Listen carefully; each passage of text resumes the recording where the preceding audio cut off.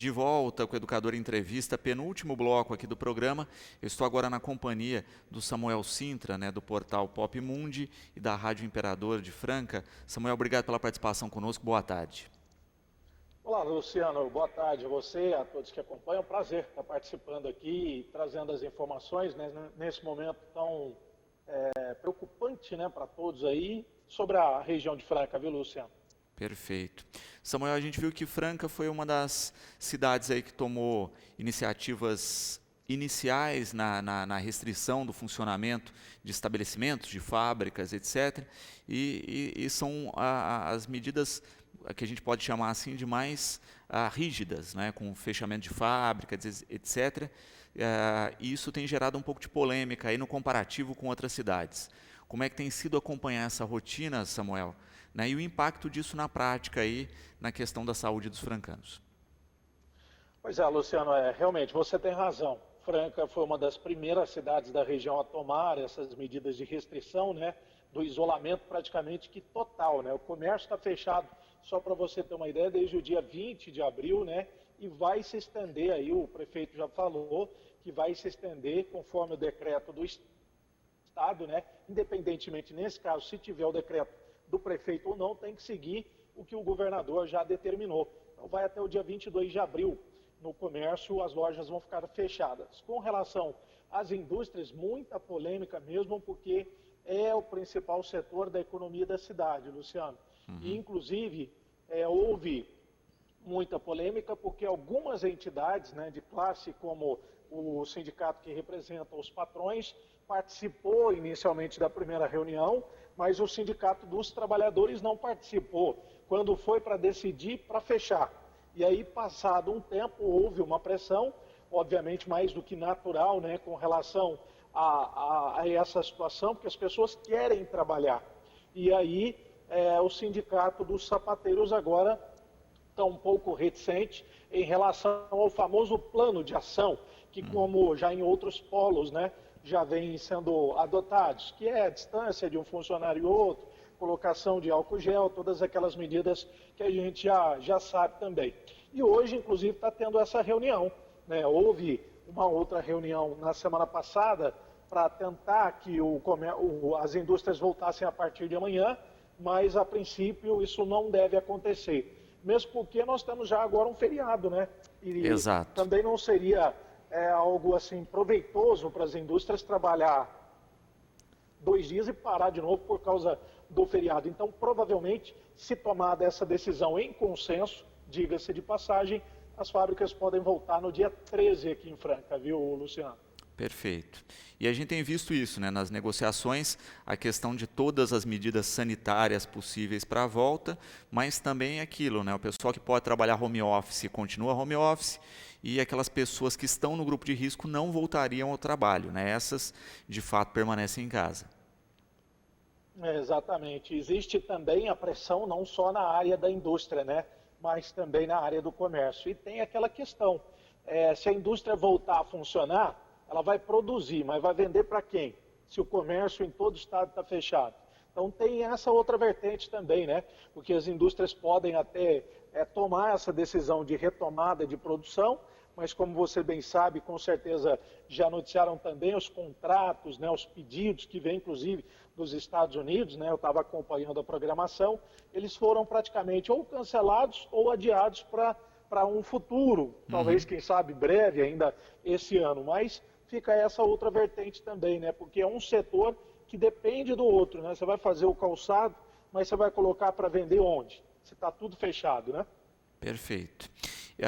Também uma questão prática que a gente tem visto aí é exatamente isso, em função da exportação, a gente tem visto alguns países, os Estados Unidos é um deles, com a deficiência de proteína animal, porque muitas vezes era fornecida por outros países, inclusive pelo Brasil, e a gente tinha um mercado muito conectado com o outro, Olha, esse mercado da carne que exporta, mas ao mesmo tempo esse couro vem para os curtumes e também para a produção do calçado, Como é que está uma questão disso, dessa pré-produção, A gente está falando da indústria calçadista, mas e os curtumes?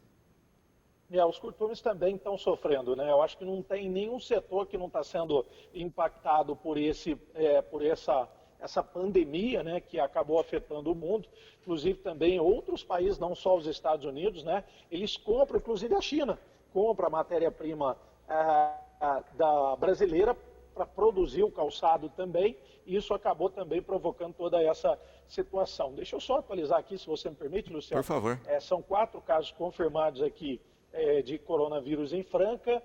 Ontem, inclusive, de acordo com o último boletim que foi emitido pelo Comitê Epidemiológico, são 16 suspeitos, subiu o número de suspeitos aí em relação aos últimos dias, né?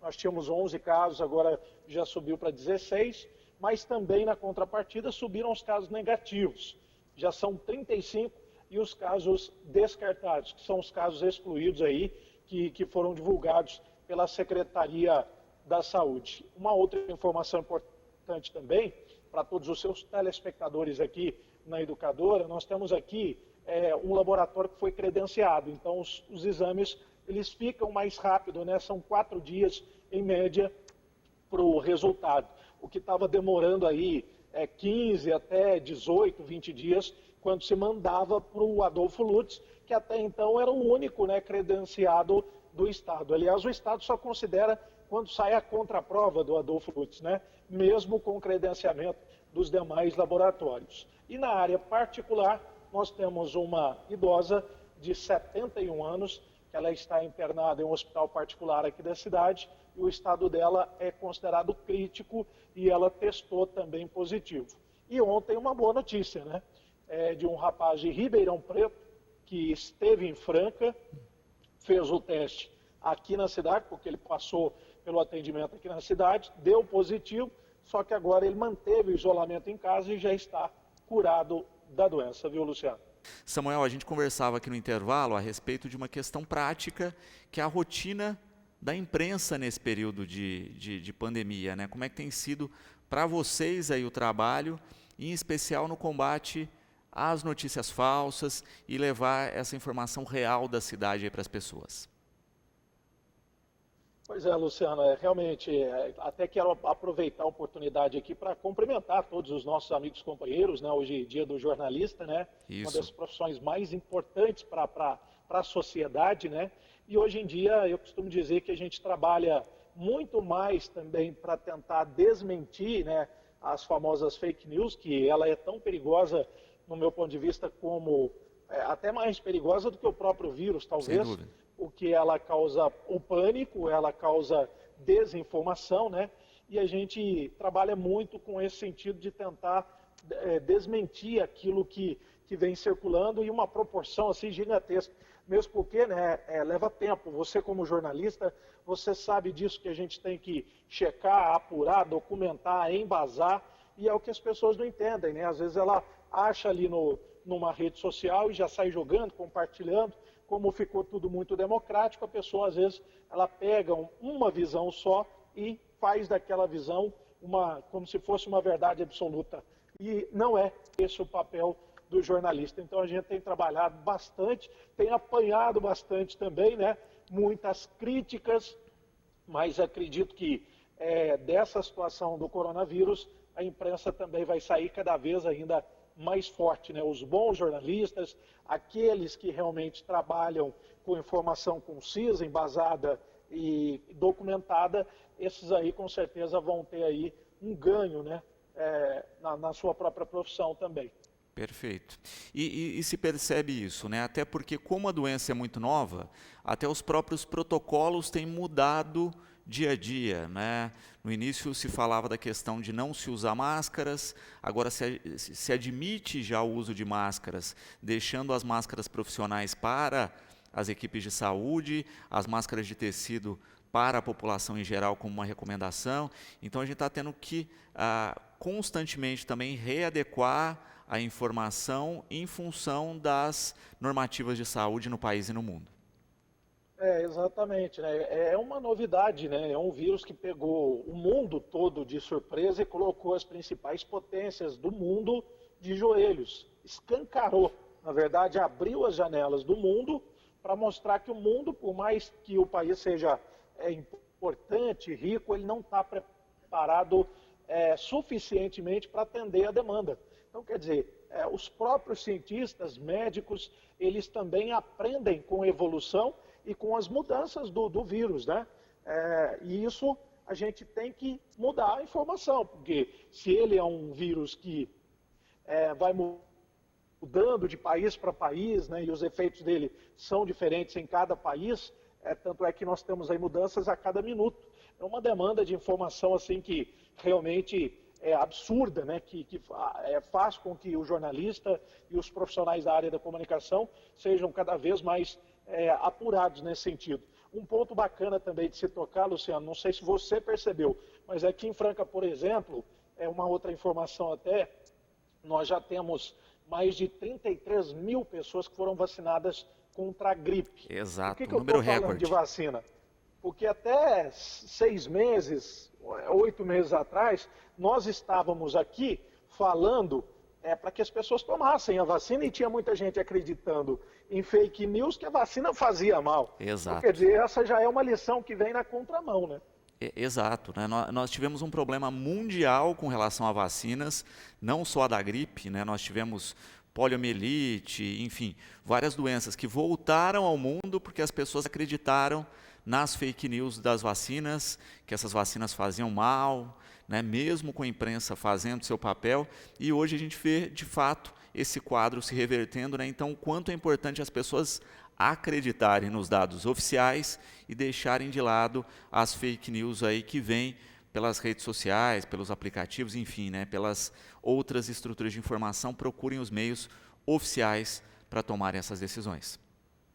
Exatamente, né? E ao mesmo tempo nós temos também até um comportamento, podíamos considerar contraditório, porque às vezes a pessoa ela não acredita no Covid, no coronavírus, acha que a doença não é tudo isso, mas ela acredita e está exigindo que os profissionais da saúde, os mesmos que falam do impacto da doença, e elas querem acreditar numa vacina, num tratamento. São as mesmas pessoas. Exato. Quem fala que tem a doença e quem está trabalhando para tratar ela. E é um paradoxo isso, né? Porque a pessoa não acredita, mas aposta numa cura que ainda não existe, né? Isso acho que a gente tem que deixar muito claro na imprensa, né? Que assim, todos os medicamentos que foram colocados disponíveis, né? Isso é a fala oficial da OMS, do nosso ministro da Saúde, dos secretários de saúde estaduais, municipais, etc., são ferramentas de último caso, né? Olha, tem esses medicamentos? Tem. É comprovado? Não é. Né? Tem tido alguns resultados pontuais, em alguns casos sim, e outros não. Né? A gente também tem que lembrar que tem gente se automedicando aí, né? E morrendo em função da automedicação. A gente não pode esquecer disso. Então é uma escolha do médico, no caso específico de cada paciente, e como um trunfo. Né? O melhor medicamento agora é o isolamento, são as medidas sanitárias de higiene, é isso que se tem no momento. A vacina, os medicamentos vão ficar prontos daqui um ano e meio, então a gente tem que tomar noção disso e agir de acordo com o que se tem pregado aí como caminho de evitar o vírus. É isso mesmo, Luciano. Nós temos aí também uma outra informação também, que até preocupado com essa situação, né? Como você bem disse aí também, Franca também, o pronto-socorro municipal aqui, que é o pronto-socorro referência, o Álvaro Azus, que é o pronto-socorro adulto, ele foi transformado, né, digamos assim, foi transformado, adaptado nesse período para atender todos os suspeitos, né, pessoas que apresentarem sintomas da Covid. Começou a funcionar nesta semana, né, e ontem nós, ainda bem, o atendimento ele foi tranquilo. É outra coisa que as pessoas não entendem, né, os equipamentos eles têm que estar preparados para atender, porque a doença ela explode de uma vez, né? Ela acaba surgindo, com muitos casos, de uma vez, de uma hora para outra. Então, por exemplo, se o pronto-socorro tiver capacidade para 20 chegar a 40, 20 vão ter que ficar esperando. E assim, isso se repercute e traduz em todo o sistema de saúde do Brasil e do mundo também, né, Luciano? E isso é um dado ingrato, né, para quem trabalha com informação, né, porque justamente é isso. O isolamento, as medidas de precaução, elas fazem com que não exploda. Então é óbvio que os espaços de saúde não vão estar lotados, né? É óbvio que nós não vamos ter filas, né, porque está funcionando. Né?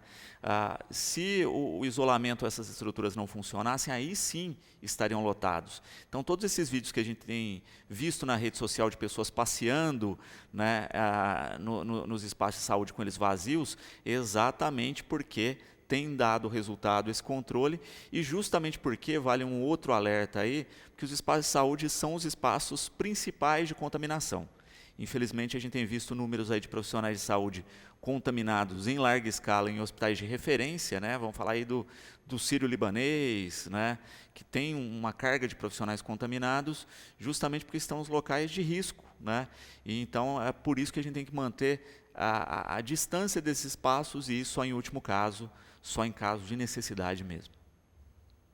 Exatamente, tanto é que, inclusive, o Ministério está cadastrando profissionais de outras áreas que são vinculadas à área da saúde para tentar reforçar, né, para substituir, talvez, obviamente, que um farmacêutico não vai ocupar um lugar de um médico, Exato. mas ele, como sendo um profissional da saúde, ele tem ali também instruções, né, noções que possam auxiliar nesse combate e principalmente na prevenção. Né? Importante que a pessoa, ela, ao ficar em casa, não é que você vai tratar a doença, não, você está evitando que outras pessoas se contaminem, a velocidade desse vírus, né? Porque ele é um vírus aí que assustou o mundo, né, Luciano?